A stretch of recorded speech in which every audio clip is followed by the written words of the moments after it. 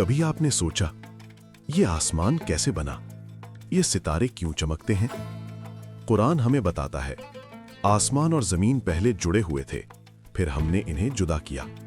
یہ وہ لمحہ تھا جب اللہ تعالیٰ نے کائنات کو وجود بخشا، ہر چیز ایک مکمل نظام کے تحت۔ سورج، چاند، ستارے سب اپنی اپنی راہ پر چلنے لگے۔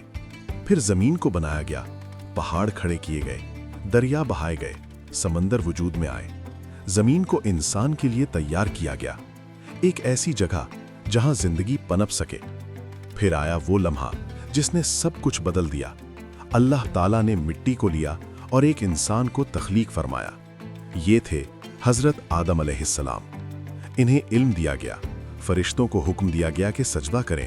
سب نے سجدہ کیا سوائے ایک کے، وہ تھا ابلیس۔ غرور میں آ کر بولا میں آگ سے بنا ہوں، یہ مٹی سے ہے، اور اسی تکبر نے اسے ہمیشہ کے لیے اللہ کی رحمت سے دور کر دیا۔ یہی وہ لمحہ تھا